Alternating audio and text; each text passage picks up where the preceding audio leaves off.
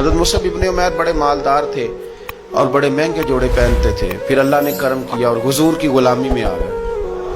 میں حضرت مصعب ابن عمیر کو پڑھ کے نا تو ایک جملہ میں نے نیچے لکھا ہے. میں نے کہا اس کا مطلب ہے کہ سوٹوں میں، کوٹھیوں میں، گاڑیوں میں سکون نہیں.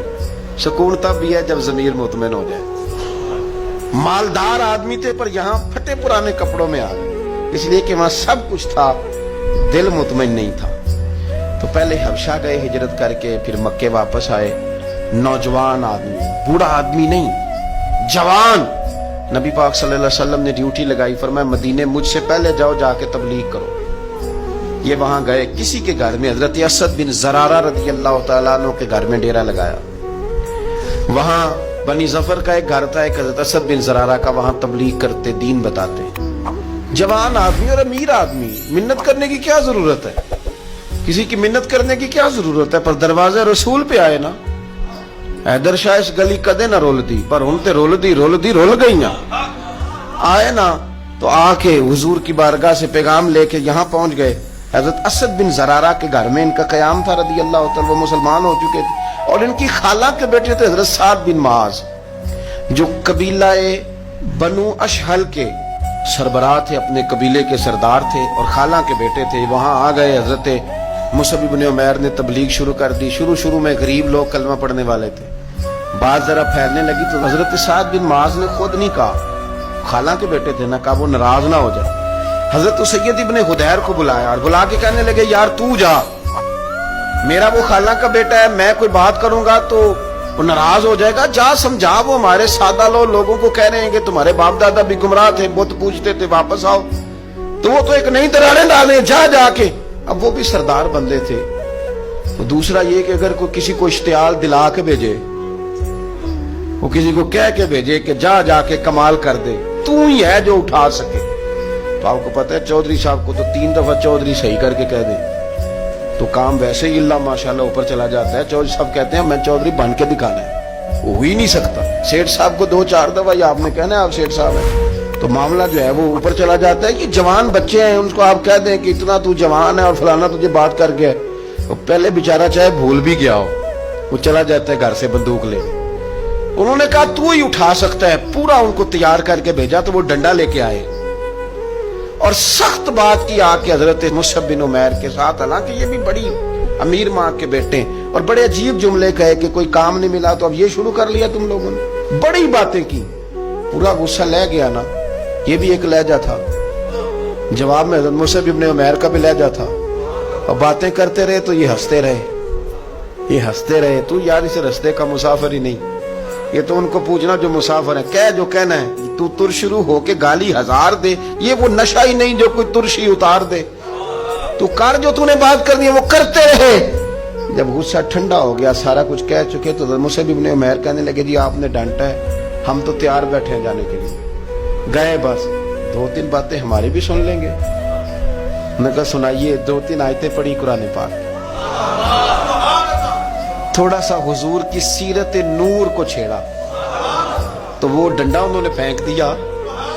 فرمانے لگے اس دین میں داخل ہونا ہو تو طریقہ کیا ہے؟ تو حضرت مصعب بن عمیر کہنے لگے آپ غسل کریں، کپڑے بدلے، آئے میں کلمہ پڑھاتا ہوں. انہوں نے غسل کیا، کپڑے بدلے، کلمہ پڑھا.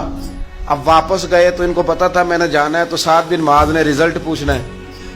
کہتے ہیں اس نے مجھے بھیجا تھا تو میں نے بھی اسے بھیجنا ہے. کہتے ہیں میں نے جا کے کہا اس قبیلے کا، قبیلہ بنی عارصہ کے ساتھ مقابلہ چلتا تھا. کہتے ہیں میں نے بھی اسی طرح کی سٹوری سنائی جا کے. حالانکہ حضرت سعد بن معاذ کہتے ہیں جب یہ آ رہے تھے نا واپس سے، میں سمجھ رہا تھا بندہ وہ نہیں جو میں نے بھیجا تھا، اس میں کوئی انقلاب آ گیا، تبدیلی آ گئی. آ کے کہنے لگے یار تیری وہ خالہ کا بیٹا ہے، میں نے کیا مقابلہ کرنا ہے، وہ تو بنو عارصہ والے بھی لڑ رہے ہیں، تمہارا شریکہ بھی لڑائی کر رہا ہے، تو تم جاؤ ان کو بھی منع کرو اور اپنے شریکے کو بھی کہو کہ یہ ہمارے گھر کا مسئلہ ہے، ہم خود نمٹ لیں گے، تم جاؤ. کہتے ہیں میں نے کہا اچھا اگر تجھ سے بھی نہیں نہ ہوا تو اب مجھے ہی 2 ہاتھ کرنے پڑیں گے. آستینیں چڑھا لی، ڈنڈا پکڑ لیا. کہتے ہیں گیا اور جا کے جو مجھ سے ہو سکتا تھا میں نے کہا. جب میں پوری طرح کہہ چکا نا، اب وہاں تو لہجہ بدل چکا تھا نا. حضرت سیدنا مصعب بن عمیر تو طے کر لیا تھا نا، سیکھا تھا نا حضور سے. تو معاملہ بڑا انفرادی تھا، رنگ ہی بڑا انوکھا تھا. کہے جس نے جو کہنا ہے. اب یہاں تو معاملہ دوسری طرح کا ہوگا. پوری کہتے ہیں میں نے بات کر لی تو وہ میں نے کہا جاتے ہو کہ نہیں, کہنے لگے تھی جانا ہے. جانا کیوں نہیں, تاری مار اڑانا باہو اسی تے اگے ہی اڈن آ رہے تیار بیٹھے. ہمیں مدینے والے نے کہا تھا حبشہ جاؤ تو گئے تھے, واپس مکے آؤ تو آئے تھے, اب یہاں بھیجا ہے تو تاری مار اڑانا باہو اسی تے اگے ہی اڈن آ رہے. آپ نے فرمایا جانا تو ہے اور آپ کہہ رہے ہیں جاؤ تو ہم جاتے ہیں, لڑائی نہیں کرتے, پر 2-3 باتیں ہماری بھی سن لو. حضرت سعد بن معاذ کہنے لگے سناؤ. تو حضرت مصعب ابن عمیر کا لہجہ, لہجے کا حسن, لہجے کی خوبصورتی. لوگ کہتے ہیں جی آپ کے پاس ایسا کیا ہے, تو بھی جواب یہ ہے کچھ تو ایسا ہے نا جو تمہارے پاس نہیں, کچھ تو ایسا ہے نا, تو جاؤ ٹٹولو سوچو پتہ کرو, کچھ تو ایسا ہے نا جو تمہارے پاس نہیں ہے. وہ تلاش کرنا چاہیے کہ جو کہیں اور نہیں ہے, اور اگر نہیں تمہارے پاس تو وہ حاصل کرو, پیدا کرو. حضرت سیدنا مصعب ابن عمیر نے 2-3 آیتیں سنائی, حضور کی باتیں سنائی. تو سن کے صحابہ کی باتیں جب لوگ مسلمان ہوتے تھے, پھر سرور عالم کی یارو گفتار کا عالم کیا ہوگا. انہوں نے 2-3 باتیں سنائی تو حضرت سعد بن معاذ بھی مسلمان ہو گئے. اب واپس گئے. ایک قبیلے کے سردار تھے, اور یہ وہ لیڈر تھے جن پر قبیلہ جان دیتا تھا. سارے لیڈر اس طرح کے نہیں ہوتے کہ قوم کا ایک خائن ہے, بددیانت ہے. لیڈر تھے پر قبیلہ جان دیتا تھا. جا کے کھڑے ہوئے قبیلے والوں کے پاس, کہنے لگے میرے بارے میں تمہارا کیا خیال ہے. انہوں نے کہا سردار کوئی پوچھنے والی بات ہے, یہ تو ہماری کو نیکی ہے کہ آپ جیسا سردار ملا ہے. فرمانے لگے مجھ سے پیار کرتے ہو. حضرت جی بڑا. فرمایا مجھ پر تمہارے ساتھ آج کے بعد کلام حرام ہے. کہا کیوں. کہنے لگے اتنی دیر کلام نہیں کروں گا جتنی دیر تم مدینے والے رسول کا کلمہ پڑھ کے مسلمان نہیں ہے. تو حضرت سعد بن معاذ نے سارا قبیلہ مسلمان کر لیا. حضرت سید ابن حدیر بھی مسلمان ہو گئے, اور اتنا بڑا ماحول بن گیا مدینے میں کہ جہاں 12-13 لوگ کلمہ پڑھتے تھے, 70 لوگ اگلے سال حضور کی بارگاہ میں گئے. حضور اب ہماری جمعیت بن گئی, یا آپ تشریف لائیں. اگر سارے اس میں کردار دیکھو گے تو حضور کے کرم سے جو لہجہ دیا تھا نا اللہ نے حضرت مصعب ابن عمیر کو, یہ اس لہجے نے اس کچھ ان کے خلق نے کر لی اور کچھ ان کے پیار نے کر لی.